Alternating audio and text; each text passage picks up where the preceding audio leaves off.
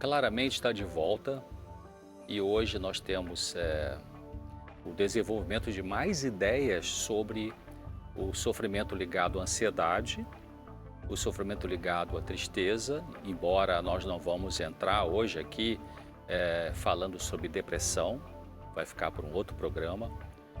E então é importante a gente entender de que os sofrimentos emocionais, eles têm umas categorias diferentes. Já aconteceu de muitas vezes alguma pessoa me telefonar e falar assim: "Ah, doutor César, eu preciso que o senhor me atenda meu filho. Ah, o que está acontecendo com ele? Ah, ele está com depressão. Ah, é? Me fala para mim o que está acontecendo, o que a senhora chama de depressão, qual o problema no comportamento dele? Ah, ele está quebrando tudo aqui em casa." Então isso não é depressão, né? A gente precisa dar nome aos bois. Inclusive, quando a pessoa vai dando passos importantes para a sua recuperação emocional ou para o seu crescimento emocional, ela vai ficando mais consciente de que tipo de dor ela está tendo naquele momento da vida. Será que é uma tristeza profunda por uma perda real ou imaginária? Será que é uma aflição porque não está conseguindo resolver algum tipo de situação difícil? Será que é uma dificuldade com o controle da emoção e por isso existe uma impulsividade? Então, a gente aprendendo passo a passo, e esta é a grande meta nossa aqui no programa Claramente, oferecer a você a psicoeducação, ou seja, orientar para que você possa ir, como eu disse, dando nome aos bois, para que você possa entender o teu sofrimento e começar a compreender, bom, então isso que eu estou sentindo não é depressão, então isso aqui é uma ansiedade que me leva a ter fobia. Fobia é um medo exagerado. É importante isso porque, veja bem, quando você leva seu carro num mecânico, na oficina, ali ele pode ter um problema de suspensão, pode ter um problema elétrico, pode ter um problema nos freios, pode ter um problema na bateria, enfim, na injeção eletrônica. Então, existem problemas diferentes que vão ter consertos diferentes. E às vezes nem é aquele mecânico que vai resolver, porque ele não é, por exemplo, especialista em eletricidade do carro, na parte elétrica, vai encaminhar para um colega dele. Então, um primeiro passo para você ir aprendendo a resolver suas dificuldades emocionais é começar a se perguntar: o que é isso que eu estou sentindo e que me incomoda? É medo? É tristeza? É angústia? É irritação? É culpa? É vergonha? É impulsividade? Então tem que parar para pensar. Eu sei que muitas vezes as pessoas não querem parar para pensar na sua dor emocional, porque parar para pensar na dor emocional dói, mas não tem como resolver se você não fizer isso. Não tem como resolver se você não tiver um tempo específico de parar e meditar na sua vida, para poder entender o que você precisa mudar e para poder tomar decisões de funcionar de uma forma diferente. Porque o que vai mudar o seu sofrimento emocional não é a medicação. O que vai mudar é o que você vai fazer com a compreensão do que está acontecendo. Eu não estou dizendo que você nunca vai usar a medicação. Eu estou dizendo que é muito fácil as pessoas quererem logo um medicamento. É muito importante que você comece a se perguntar: bom, que tipo de dor é essa? É importante que você... E para fazer isso, você vai precisar parar. Muitos anos atrás, tinha um festival da música popular brasileira, no Rio de Janeiro. E lá no Maracanãzinho, tinha lá os festivais de música, vários artistas começaram a despontar nesses festivais. E teve um ano em que a música que ganhou, um pedaço da letra falava assim: eu não posso parar, se eu paro, eu penso, se eu penso, eu choro. Muito legal essa letra. Parar para pensar no que faz você sofrer não é fácil, mas é o caminho. Como que você vai conseguir resolver o núcleo, a base do seu sofrimento emocional, se você não tiver um momento de autoanálise, de parar e refletir? A Bíblia fala disso. Paulo fala assim: examinai-vos a vós mesmos, para ver se vocês não são aprovados ou desaprovados. Claro, ele está falando de uma dimensão espiritual, mas a gente pode aplicar isso também na nossa vida emocional. Até porque existe um paralelo entre o crescimento emocional, entre a evolução, o amadurecimento emocional e o amadurecimento espiritual. Quando a Bíblia usa a palavra santificação, né, que a meta de Deus é a nossa santificação, santificação não é um decreto de alguém que se reúne em comissão para dizer que esta ou aquela pessoa vai virar santo. Pela Bíblia, a santificação é o processo de Deus mudar você para você passar a ser uma pessoa, o que eu vou dizer?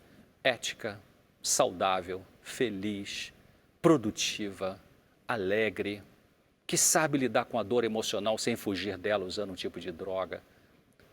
Santificação pela Bíblia é um processo de amadurecimento e que só pode existir quando você se rende a esse Criador.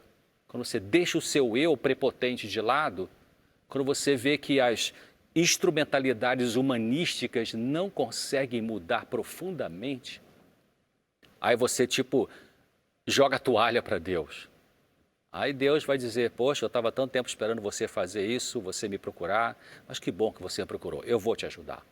Então, esse processo de amadurecimento espiritual, ele leva a vida inteira. E o processo de mudança emocional, você aprender a resolver conflitos que são de solução, para os quais existem solução, também é um processo. Alguns vão ser resolvidos nessa vida, alguns talvez não vão ser resolvidos. Talvez você não gostou disso que eu disse, né? Alguns conflitos emocionais não vão ser resolvidos nessa vida, talvez não. Mas pelo menos você vai conseguir administrá-los. Por que não dá para resolver tudo nessa vida? Primeiro, porque a vida é curta.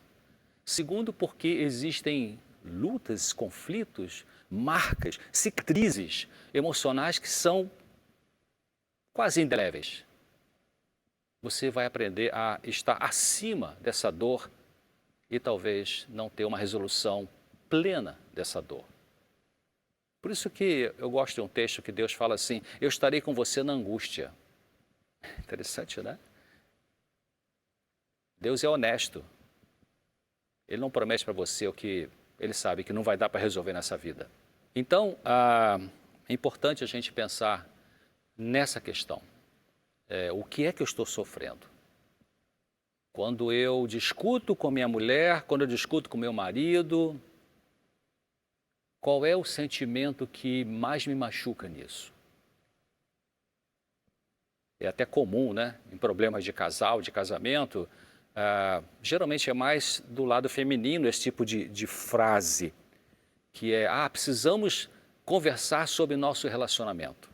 Precisamos resolver questões do relacionamento. Bom, claro, temos que conversar. É importante, não tem como resolver sem conversar, mas você vai especificar. É uma dica até, né? Já vou falar em outro momento sobre questões conjugais, mas seja específico.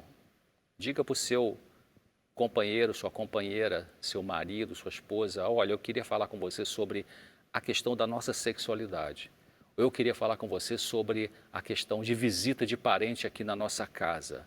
Ou eu queria falar com você sobre a maneira como você usa as palavras comigo. Então, quando você especifica, você já ajuda para delimitar um campo de trabalho para a busca de resolução.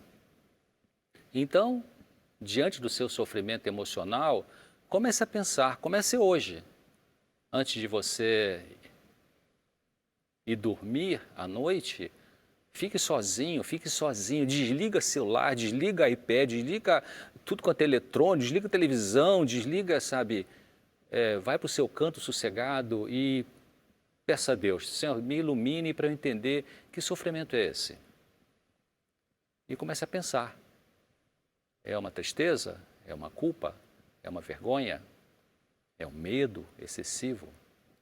Então, quando a gente começa a fazer essa delimitação, você já começa a ter um modo mais claro de entender qual é o problema. Porque você já está conseguindo identificar aquele tipo de sofrimento. Muitas vezes no consultório também as pessoas chegam, qualquer consultório, muitas pessoas chegam e falam assim, doutor, eu vim aqui porque eu sofro de tudo. Ou eu recebi e-mails assim. Eu tenho problema com tudo. Eu tenho medo, tenho ansiedade, tenho tristeza, tenho depressão, tenho irritação, tenho impaciência, enfim, tenho tudo. Bom, como é que eu vou fazer? Primeiro, a gente vai colocar um foco. Tá ok.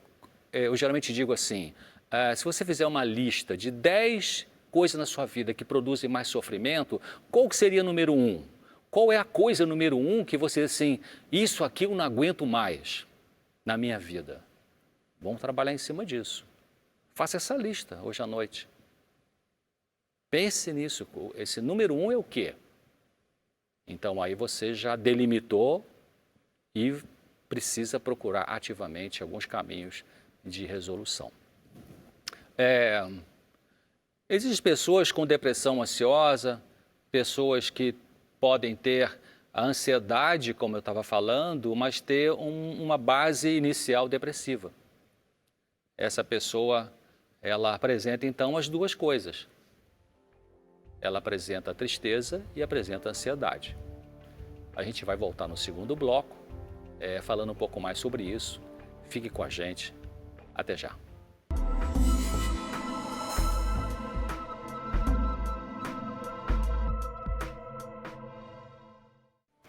Olá, esse é o programa Claramente, estamos no segundo bloco.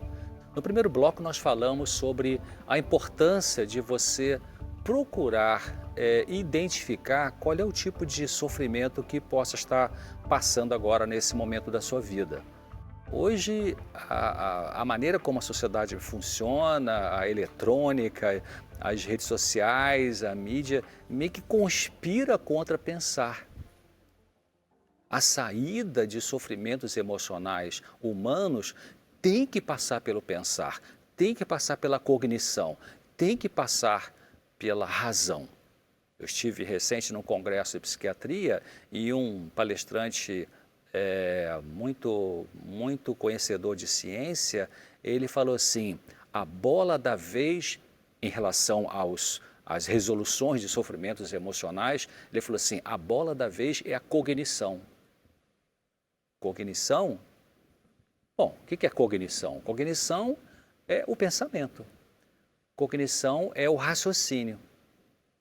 Então, para você começar a dar passos no sentido de encontrar soluções para o seu sofrimento, seja conjugal, seja com seu filho, seja com seu pai, seja com seu patrão, seja com seu empregado, seja com você mesmo, tem que passar pela cognição, tem que passar pela parada da sua vida, encontrar momentos, se possível, diariamente, em que você esteja sozinho, sozinha, para fazer essas reflexões. Você pode adquirir um bom livro que explique o sofrimento emocional das pessoas. Você pode assistir um bom vídeo de profissionais que têm uma visão cristã da ciência, que tenha uma cientificidade que vai te ajudar. Então você comece a ter essa atitude de parar para pensar, começar a usar o pensamento. Muitas pessoas já de muito tempo, desde as calculadoras eletrônicas, né, muito tempo atrás, os armazéns, as mercearias, né, faziam as contas ali no papel e lápis, né, que você comprou de arroz, feijão, batata, enfim, né, hoje é tudo eletrônico. Às vezes eu reparo em alguma loja comercial que tem 2 itens, né? Comprou uma camisa e um sapato, um é 32 e 64, a pessoa tem que usar a maquininha eletrônica, não faz nem de cabeça mais, não pensa. E sabe, se você não pensa, a sua mente atrofia. E aí provavelmente você vai ficar mais amarrado na emocionalidade. Agora, realmente existem fontes diferentes de ansiedade. Eu estou falando que a ansiedade é diferente de depressão, ansiedade é diferente de tristeza, ansiedade é diferente de um surto psicótico, né? E que é importante você procurar identificar qual é o sofrimento que mais te perturba, qual é a emoção que mais é dolorosa para você. É a raiva, é a tristeza, é a culpa, é a vergonha, é o medo, é a timidez, é uma fobia, é um pânico, é uma dúvida sobre quem é você, uma dificuldade com a sua identidade. Qual é a coisa mais dolorosa para você? Se a gente pensar então em termos de ansiedade alta, existem várias fontes de ansiedade. Ansiedade alta, ela é sinal de que existem essas coisas mal resolvidas na sua vida. Assim como a febre mostra que tem uma inflamação, a ansiedade alta mostra que tem algum problema que precisa encontrar uma solução, uma saída na sua vida. Também, muitas pessoas têm uma ansiedade alta, têm uma angústia, porque ela se trata mal. Ela não tem misericórdia com ela mesma. Tem pessoas que são muito cruéis com elas mesmas. São pessoas muito duras com elas. Elas pegam pesado com elas mesmas. Eu vou dar um exemplo. Vamos supor que você estivesse assim, muito ansiosa, muito ansioso para assistir um programa na semana que vem. E aí você pensa, legal, semana que vem eu vou realmente parar com tudo e vou assistir o programa que eu estou querendo saber, aquela informação ali que eu preciso para a minha vida. Aí chega a semana que vem, uns 10 minutos para começar o programa que você quer assistir na televisão, você viu que a louça do jantar não está limpa, então você vai lá, não, eu tenho que lavar essa louça agora, não, eu tenho que terminar aquele negócio. E aí você, quando termina aquela tarefa que poderia ser feita em outro momento, já passou meia hora do programa. Você pega pesado com você. Todos nós temos uma criança interior, no sentido emocional. Aquela criança mais autêntica que talvez foi perdida em pouca parte, em muita parte, na maneira de você ser. Não tem pessoas que são muito mais, como eu vou dizer, são mais espontâneas. Tem pessoas que são mais soltas. É importante você pensar de que às vezes você pode ser uma pessoa que está com uma ansiedade muito alta, justamente porque você pega pesado consigo mesmo. Você não se alivia, não se permite ter alguns momentos mais relaxantes, não se permite descansar, não se permite ter um lazer, não se permite expressar um tipo de pensamento, o que vão pensar de mim? Não se permite comprar uma coisa legal para você, vai sempre comprar alguma coisa mais de segunda mão, ou sei lá. Então, a ansiedade pode ficar muito alta em algumas pessoas, não tanto porque elas têm alguma dificuldade no relacionamento com outras, mas porque elas têm uma dificuldade no relacionamento com elas mesmas. E essa questão que eu estou falando agora, de você pegar pesado com você não ter misericórdia, não é peninha de você, misericórdia é diferente. Misericórdia é você ter um bom cuidado para com você também. Então pense nisso. Se talvez esse seja o seu caso, comece a perceber em que coisas você precisa pegar leve consigo mesmo. Pegar leve não é ficar a pessoa irresponsável. Não é agora ficar uma pessoa que não vai ter nenhum tipo de compromisso. Não. Eu, quando atendo alguns clientes que têm esse perfil de serem pessoas muito autoexigentes, eu digo para elas, olha, você pode errar, tem muita margem para errar no sentido de relaxamento, porque até agora na sua vida você lutou para não errar, você procurou ser perfeita. Então, não estou dizendo que não tem nenhum problema errar, o que eu estou dizendo é que é preciso dosar a responsabilidade, dosar o assumir os compromissos, dosar ser uma pessoa que cumpre os horários, dosar sendo uma pessoa que vai fazer alguma coisa funcionar, com momentos de relaxamento, de descontração e de bons cuidados para com você também. Um outro aspecto é que a pessoa pode ficar muito ansiosa e a ansiedade aumentar em níveis que são desagradáveis, é quando você também tem dificuldades para tomar decisão. Muitas pessoas ficam semanas, meses, anos indecisas em relação a alguma coisa. É verdade, às vezes tomar certas decisões não é uma coisa fácil, mas dê o primeiro passo. Tome uma atitude. Escolha uma coisa, diga para Deus, Senhor Deus, olha, eu ainda não entendi bem qual é o passo exato que eu devo dar, mas eu vou nessa direção. Se essa direção for a melhor, me ajude para que eu prossiga. E você dá esse primeiro passo, porque é melhor você tomar uma decisão e ver o que vai acontecer para você então corrigir essa rota, do que você não tomar decisão nenhuma e ficar numa inquietude, numa aflição que paralisa a tua vida. Também, um outro tipo de ansiedade que pode ser perturbadora é a ansiedade estado. O que é ansiedade estado? Que é diferente de ansiedade traço. Ansiedade estado, ela até é meio natural, porque você temporariamente está com uma ansiedade mais alta do que o normal. Se sua ansiedade vem nesse nível aqui, pode ser uma prova de vestibular, do Enem, pode ser um novo concurso que você vai prestar, uma entrevista para um novo emprego. Então, naquele momento, sua ansiedade aumenta e depois ela volta ao normal quando passa aquele evento estressor.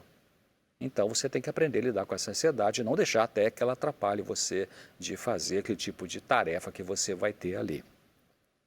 Bom, outras pessoas têm uma ansiedade alta, têm uma angústia muito perturbadora, porque elas estão violando a consciência o tempo todo. Isso acontece em qualquer situação. Acontece no mundo político, no mundo empresarial, no mundo familiar, no mundo conjugal, na cabeça dos seus filhos. Pessoas que estão transgredindo a consciência com atitudes que ela sabe que não são corretas, então isso vai ter uma angústia, é inevitável. É como você botar fogo na gasolina e não explodir, não tem como. Essa é a natureza do fogo com gasolina. Então, a natureza humana, quando o ser humano transgride a sua própria consciência, como se diz no inglês, pay the price, ou seja, paga o preço. Não é de graça, vai ter uma repercussão.